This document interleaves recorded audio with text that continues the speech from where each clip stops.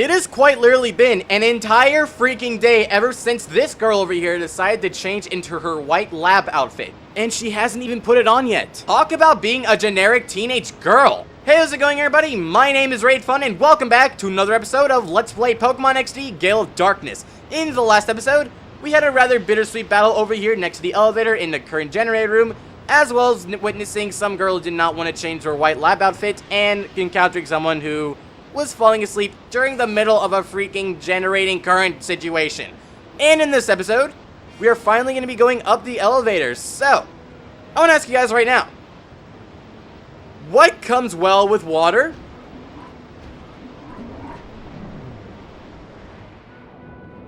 Lava! And I have to say right now, right over here, as soon as you enter this room, you get an email. And this has to be the greatest email of all time. Donna with Cipher! Yeah. Donna with Cipher. To Sebastian from Egan. That's it. It is quite literally only just a subject. There's nothing else, and that is all he sends you right now. Or does he? Look, actual words. To Sebastian from Egan. Dear Sebastian, hello, this is my first email. Lies. I am sorry that I sent an empty message by mistake. I also apologize for the misspellings. I am embarrassed by these mistakes and W. Okay, Egan. First off, you're lying because you sent emails over to the protagonist of Pokemon Coliseum, and now you're making the same mistake they did all the way back 5 years ago. Dude, you would consider by now old people having some kind of connection to technology over a span of 5 years. I mean, hell, I know my mother did, and for some reason I feel like I like talking about my mother a lot in these videos when honestly I really don't want to get into that topic. So anyways, yes, Egan decided to send us emails that first don't even have any sort of any sort of subject in them or anything like that. Then, or at least misspell the subject, don't have anything to write about. And then the next one having complete misspellings as well as just cutting it off in general, like the email text says right there. Okay, but anyways, more interesting enough, as if that's even possible, than Egan's wonderful emails, we have a room filled with freaking lava. Yeah, now this really does feel like a volcano. So, what you need to do over here is if you can go around and take a look, you'll notice a couple of metal boxes around it. Now, I do not want to go over there. No, I do not want to walk into the lava. You may notice a couple of metal boxes just lying about here and there, looking all futuristic and technological. Well, what you need to do with these boxes is you actually need to push them into lava, and honestly, don't even ask me how this even works. Not only with it just sliding down, just stopping in midair, and then slowly ascending down, but also a couple other things I would like to show off right now. In fact, I kind of did this out of order, but, oh well. So anyways, what you want to do first is you want to go up here and push the metal box that's up here and just push it down there. And yeah, I'm so descriptive with it. Push it down towards the lava, and that causes the lava around that one chest to disappear. Don't ask me how that even works. It just kind of does. And I understand how it's so fast for us to just walk on it now as if it was nothing. Anyways, moving on to brighter things. Over here, you obtain yourself 2 revives. So some necessities, very, very nice. However, we already have a couple of them, so it's not necessarily the best thing in the world. But hey, it saved us some extra cash. Okay, anyways, over here we got another one of these blocks, so just do the same as you did before, with the whole defying physics and just completely being weird in general, these blocks. Blocking some more lava flow and the like. And I have to say right now, I am really intrigued to know why this doesn't overflow. Like, I can literally sit here for an entire hour, and the lava here would not even rise. It would just stay. Like, I understand it goes through the caves over there and over there, but still. You would at least expect it to go over here for something at least, or at least go up a little bit. Okay, anyways. So, now as you can see, we have this whole area blocked off as well as this. So, we can go over to this little area over here, and we can go across this awesome looking bridge. And I have to say, like, as simplistic as it is, I freaking love the design of this area right over here. You got some nice little puzzle mechanics, and you got the really nice lava environments, and these things, which I have no idea what the hell they do, but it's just awesome nonetheless. And I like saying the word awesome a lot, because awesome is awesome. Okay, so now the final block over here will take us to an actual place instead of just chests, and will lead us towards, well, an exit out of here. But as you may have saw over there was an item chest. So rather than walking back and saying a lot of stuff, which I honestly don't really have anything interesting to talk about right now, how about I meet you guys right over there? So I'm going to count the time and see how long it is from here. Ready, set, go! 16 seconds later. We come over to this chest and we obtain 2 white herbs. So now we have a total of 3. The one that we got from Akri over in Gale Port when she asked us to interview us, and 2 from here as well in Citadark Isle. So now we can finally go here. But you may think that we've gotten throughout this entire floor without any sort of battle at all, right? Wrong! This big man comes out from nowhere, and I'm so surprised that he's still alive. You're hanging tough in this magma hot heat. I thought I was gonna melt waiting. Well, I wouldn't blame you since you have all that freaking armor on, and honestly, dude, like, I kind of feel bad for you, Mr. Gruppel. Kinda bad for you, Mr. Gruppel. Actually, no, I feel very bad for you, because not only do you have to spend time here waiting for us to come, boiling in your own freaking armor, but also because of your name, dude. I mean, seriously. God, so many names, and I just don't even have any comments for them. Alright, Pidgeot, I would like to go ahead and switch you for Poseidon, because Poseidon, this is your time to shine. And soon enough, actually, no, it honestly is just Poseidon's time to shine for everything that this guy actually has. Alright, so, let's see who attacks first. Ninetales. Okay, I'm actually kind of glad I was not aiming for Ninetales at all. Okay, but Dig, that honestly shouldn't do any damage at all towards any of our Pokemon, honestly. That really should only do, like, maybe, like, a couple of HP, but still. Alright, anyways, Brick Break on Houndoom, and that instantly one-shots it. He used Sunny right over there, which, yeah, I'm surprised that this place needs something to intensify the amount of heat over here when it's freaking lava. Anyways. Alright, but that's a little bit of this guy's strategy. As, honestly, I don't really like talking about the moves that non-boss battles have, like moves that people who aren't bosses really have. But I feel like I should at least explain it right over here. He uses Sunny Day for that, Houndoom a lot. Actually, if not a lot, then all the time. Because he does have a strategy to use stuff like, well, intensified fire moves and solar beam, which I don't know if we actually are going to see right now, but okay, you can go ahead and ingrain because that really will not mean crap in a minute, because Ice Beam should take out that Vileplume in one shot. If it doesn't, I'm going to be very disappointed. Thank God, Poseidon, you will not be disappointed right now, and thank God, Poseidon. Okay, I just stopped myself right there because that kind of sounded weird. Like I talked about, like, thank God this god did blah blah blah.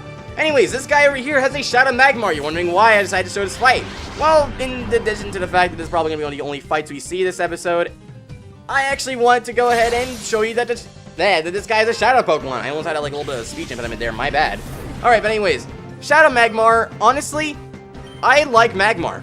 And another Pokemon I like would be Pinsir. And I mention that because he has a Shadow Pinsir. Yeah, a fire and a bug type combination. Not sure how that would really work, but I'm not necessarily going to complain at all about that. Alright, so I'm going to go ahead and use Fury Swipes on Pinsir, and I want to use...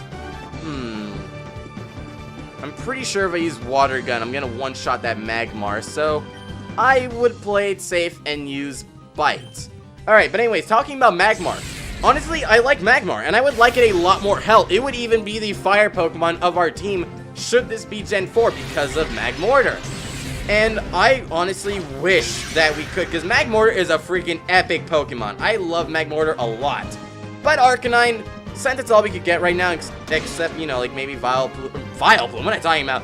I meant to say Ninetales. God, I'm being really stupid today. Alright, let's see. Fury Swipes, come pull through for me. Okay, 1/3 that, I guess it's fine. Alright, so let's go ahead and see what we can do now. I want to use, I guess I could use Free Swipes one more time on Pinsir, and as for Magmar, Bite one more time. I do want to play it safe.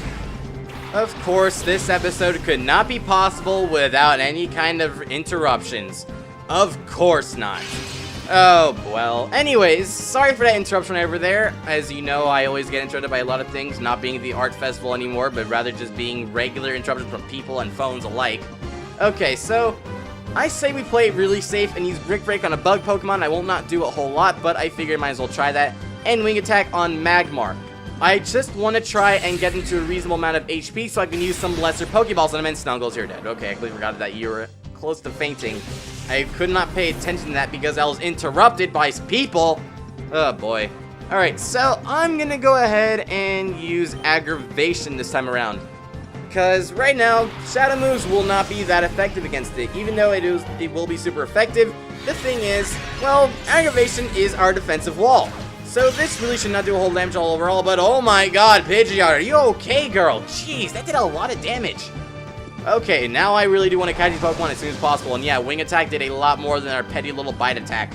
Okay, so I want to try...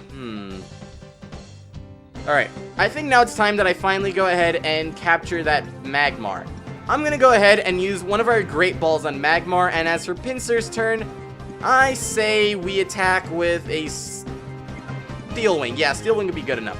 Alright, so Magmar, let's see if this can be the one to catch you, and I would like to catch his first try, so then we can move on to greater things in life, and we'll spend our time in the boiling magma. We're not really in the boiling magma, but around it, and of course, it does not want to be caught, and he wants us to suffer just like that. Bye, Pidgeot. Also, I do want to mention that I actually went ahead and taught Arcanine Fire Blast before this episode began. I felt like I needed to go ahead and just give him an extra fire move, since even though Flamethrower is pretty awesome, Fire Blast is awesomer, if that's even a better word. So, I decided to just do that because I could. And, okay, this turn I would like to go ahead and use Bite on Pinsir. I know it won't do a whole lot, but I want to try to catch Pinsir right now with a Great Ball. And yes, I am going to be catching a Pinsir right now. I could have gone for Magmar, but nah. I felt like Pinsir is the one that should be caught. So, Pinsir, what do you say you join us? Thank you, Pinsir. See, Mr. Magmar, or Mrs. Magmar, or Ms. Magmar? Ms. Magmar, okay. Thank you for telling me that information, so then you will not be so offended in the future. You see, Mr. Pinsir wanted to come along with us. So why don't you go ahead and join him? You were comrades in arms, so I don't understand why you wouldn't. In fact, here, I'll even give you a special treat. How would you like to be caught in an Ultra Ball? These are the finest quality Ultra Balls in the entirety of Ore. In fact, the only ones actually.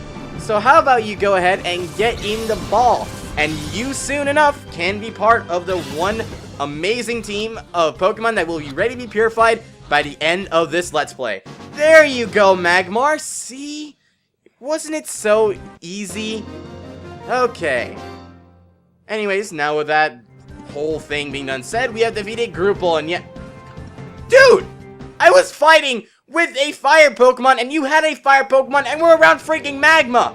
How is it not a hot battle? I will never understand NPC dialogue and monologue for the entirety of my life. Anyways, in this room over here, honestly, this area now. This is freaking cool. You have this little waterfall here, or rather lava fall or magma fall, and you go behind it, there's an exit over here. And in addition to that, you also have a Pokemon healing machine. So, do not worry about going all the way up and across the generator room and going back to the first room, going to the Pokemon healing machine, and then going back. There's one right over here. I should have mentioned that earlier. Sorry if you went ahead and did it on your own, but this is here for your advantage to take, to use, and abuse. So use it as much as you can, and I love the fact that he added this here. However, there may be some of you who may be missing that really nice and familiar looking PC. Well, not to fear, because over here, there is one over there, but the only downside is you have to fight this girl over here. You look cute, but you're also brave and bold to come to a place like this. It would be a shame to beat someone like you, but this is a good chance to score some points, Master Gale. Okay, two things. First, what is up with the girls in Cipher thinking that we're cute and trying to hit on us, and some of them just being downright rude to us, saying they would beat us, and just overall being a complete Starbucks girl? And the second thing, exactly what do you mean by scoring points with Master Greevil? Like, scoring points to get a promotion, or something else? Honestly, that's not my business. I'm not gonna bother with that at all. Also, now I feel is a good time to explain Fire Blast and show exactly how it looks and how good of a move it is, especially on a Pokemon like our Arcanine with a modest nature and very good special attack. You may saw the design of that fire attack. Well, a really interesting fact is, well, if it wasn't obvious enough for people when they were kids... Oh, I didn't even realize that aggravation was leveling up. I thought my game froze right there. I was like, wait, whoa. But anyways, as I was saying, the Fire Blast move is inspired by the Japanese kanji for the word fire, or he over in Japan. And it's very obvious to point out, because obviously why else would it be that, you know, instead of just being like a whole like attack of fire, like, you know, a ring or something like that. But I still find it very, very interesting how they brought Japanese culture into this game as if it wasn't shown already with the people and different things that go about in the games of Pokemon. Master Grill better not have seen this. Okay, so now you want him to spy on you? Okay, I don't understand you, Kimberly. I don't understand any girls here in Cipher. Oh, well. We're 13 years old. I know we would like to see boobs, like I said last episode. I still can't believe I freaking said that and even made it public. And also, I just don't understand why we're even interested in all these girls at all when we can't even see their eyes. But anyways, now we can go ahead and use the PC over here. And actually, a little bit of a fun fact. You can use the PC as a way to quickly heal your Pokemon. Should any Pokemon be injured, you can just leave them in the PC box, go back, or at least leave and come back, or at least just put them in general here, take them out, and then they'll be instantly healed. It's a very nice feature that they added into Pokemon games, and it is an extra way to heal your Pokemon fully, should you not have any Pokemon healing centers around you. But in this case, I say it'd be better to just go like one entire room backwards to the healing center, just so you can go ahead and save some extra time. Anyway, speaking of time, we are coming a little bit close on time right now, so I say we end things off here. So next time on Let's Play Pokemon Coliseum, next time on Let's Play Pokemon XD Gale of Darkness, we're gonna go into this room right up here. As you can see, we actually have a rather interesting email from Egan. And I say we end the episode off on this letter. To Sebastian, from Egan. Dear Sebastian, I hope you are well. I wrote you a haiku poem. If Team Snag'em goons cause trouble in the desert, go and sandbag them. Yeah, because Team Snag'em is a real threat to us now. So anyways, as I was saying, next time on Let's Play Pokemon XD Gale of Darkness, let's say we have one final speed up of a lot of battles over here in this one room. There's a lot of trainers, including some in the ceiling, and there will be Shadow Pokemon, and I will be speeding up through them. So how about we do that next time? Thank you all for watching, and I'll see you guys next time.